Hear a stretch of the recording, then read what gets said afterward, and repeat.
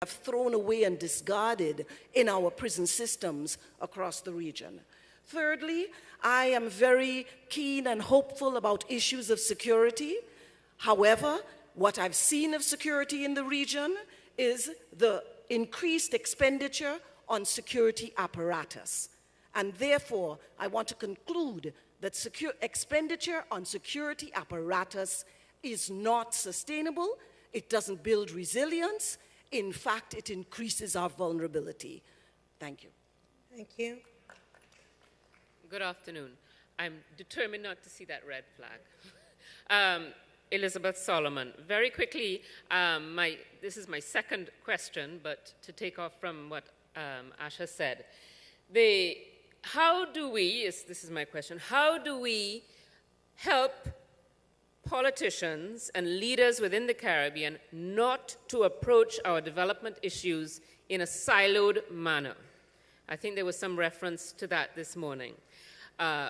Looking at violence, for example, violence is a public health issue. It's a youth issue.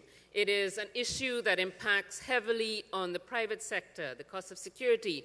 What it is not is an exclusively national security issue. So how do we get beyond that? My second question has to do with the fact, picking up on a number of points that I've heard over the 3 days, that we have a crisis of youth. We have problems that the private sector has in terms of the cost of security, for example. We've talked about the private sector having a different relationship, not looking at corporate social responsibility, but trying to develop public-private partnerships. Is there not space in this realm where we're talking about poor governance, the difficulty of institutions, the public's lack of trust in institutions, is there not space for developing innovative relationships between the private sector and the public sector to strengthen institutions, e-governance, for example, improving the police force, not privatization, but public-private partnerships to improve public sector delivery? Thank you. Hi, my name is Gina Granado from UWI St. Augustine, and my question is for Ms. Amina Mohammed. We know that Nigeria has been in the fore for quite some time in the battle against corruption. I think we can't discuss governance without really tackling this particular problem in much detail. Can you share with us maybe some of the best practices that your government or maybe other policymakers would have put in place to treat effectively with corruption, specifically to the public service? That's my question. Thank you. I'm going to take the last 4 that I see in front of the mic, and then I'm coming back to the panel. Well, hello, good afternoon. My name is Oyneika Morris, and I am a transportation policy and planning professional, but that's not my question today. I have a question for Professor Clayton. You said in your presentation that the nature of employment will change as a result of innovation. Do you consider that to include a shifting of the paradigm that has coupled formal employment with a basic living income? And the second question is really to the panel as a whole, but also to the room. Many of the speakers over the past 3 days have spoken to youth inclusion, and I would like to challenge the panel and the room to articulate what this means in real terms. Too often, youth inclusion and youth leadership mean using youth to get other youth on board with agendas that youth have not been involved in developing. So those are my questions. Thank you. Hi, everybody. My name is Marsha Balki, and I'm from UWI, Social Sciences. To me, what underlies many of the problems we're talking about is how our values have eroded. And we keep talking about government having to change things, but I feel that it must start at the bottom and it must come from the top. So yes, we should have policies and programs to push values and shift values, but we don't find parents at home with children setting examples and modeling very much in many cases. I know lots of teachers who tell me their parents say they're counting on them to discipline the child. And that's wrong. We need to be the ones who are responsible. I need to know what my child is doing. I need to set the example. We need to get social studies and ethics back in the primary school because it's not being examined. It's not a must in the primary school in my eyes. And so to me, it needs to happen at both levels. Thanks.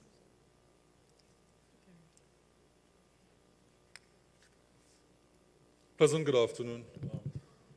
Could you just go to the first slide for me? It's a pleasure to be here.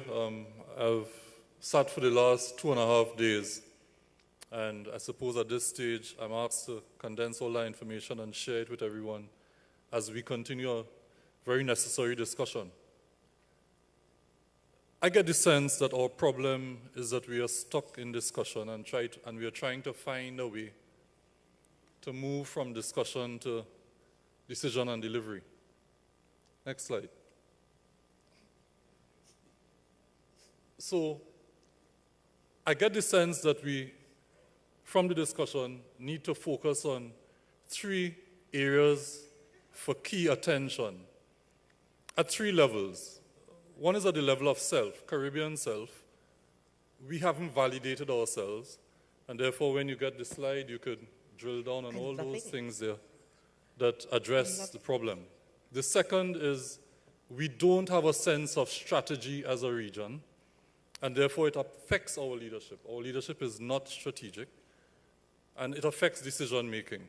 And third, there's system flaws. We've been operating in a system, trying to do better in a system that clearly has not been designed for us. And we need system deconstruction and reconstruction. So when I refer there, for instance, to capabilities or a platform, a transportation capability in the region is not achievable because we are trying to pursue that capability in a system that's not designed to give us a solution. Framework and context. I think it's time I agree with Professor Clayton, try to move beyond the discussion. I've offered this, it's shared, so I sent it with an email, so I look forward to some discussion. We need some strategic focus to get to solution. Thank you.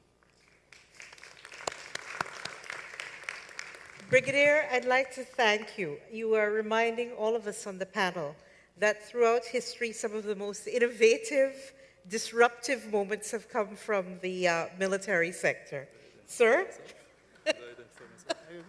My apologies, I didn't identify myself. I'm a military man with a background, a student of economics.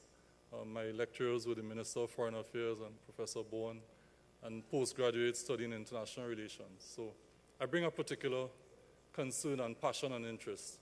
I also served in Haiti in 1996 with the UN military force. So I look forward to solutions. Thank you, Brigadier. Sir? I'm still St. Hilaire, University of the Southern Caribbean. I have a concern for the lack of a cultural matrix to this entire discussion over the past few days. Culture determines who we are, our values, our beliefs, our customs and behaviors, and that drives behavior. That drives taste and choice. And I am concerned that ethnic and religious persuasions that do impact who we are and how we behave has not been addressed. And that values also determine how we define future. Are we concerned about an obsessed materialism? Must everything be commodified? Or are we looking for a value-based, quality-based kind of future as we define a new Caribbean? Thank you very much. Thank you. I see just one last person. So on the assumption that that's it, and then I come to the panel to wrap up. Sir, you have the floor. Anthony Kenny James, Caribbean Congress of Labour, Grenada Trades Union Council. My question is directed to Comrade Anthony. The question was posed, do we need public servants? My response to this, my question to you, is how do our governments, particularly in the smaller islands, who really are the chief employers in these states, how do we treat with such a situation going forward? Thank you very much. Heston, if we have time after the wrap-up, I will come back to you. But I'd said I was going to cut off after the gentleman in blue, and I'd like to give the panel a chance to respond. So please, forgive me. Amina, there were a number of questions to you, so let me start with you. Oh, wow. Okay. This really has been very rich, and I hope that we can take a lot of the discussions that at least I've been part of this afternoon into more active participation and really connecting those dots with those that have responsibility for decision-making and the work that we need to do. Maybe if I start with probably the most difficult of questions, which was about Nigeria and corruption. It's still a work in progress.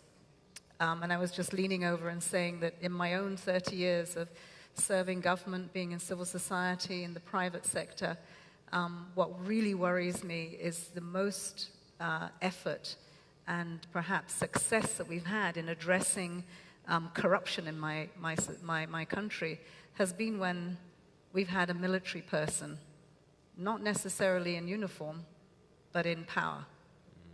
And every time we've had a democracy, we've had incredible impunity across all sectors, and it really is of concern. And one really does need to go back to that question that people were asking about. So how do we address the core values? What do we do about these visions and aspirations that we have? And then ask another question. We have a country in Africa who's doing so well on every level. There are still other areas that perhaps we might question, but when they revisited their constitution, that became the turning point in their lives, because they all somehow had a reason to have to want to have a discussion on what their destiny was about and the leadership that they needed and the commitments they needed to make. So I think with the corruption discussion in Nigeria, right now we have another opportunity to right wrongs. About 7-8 years ago, we were doing quite a bit. We were putting institutions in place. There was a value reorientation. There were incredible amounts of oversight, and so people always knew you were looking over their shoulder, and there were checks and balances in all relationships that we had. So we began to improve. We were still not there yet. Then we had this thing called an election, which just cut it short, because what it did is bring in new leadership. And new leadership in our democracies, without strong institutions, throws the baby out with the bathwater. And this is really what happened perhaps in the last 4 years, is that we saw a deterioration of the gains that we had in those institutions. We saw leadership undermine progress made in various levels of leadership in a federal system. And then the institutions that we did put in place completely come apart at the seams because there was no political support, again, for it. But I think what was perhaps most worrying was the middle class, the educated elite, turned the other way. And I think that, you know, as a society completely, we need to want to do this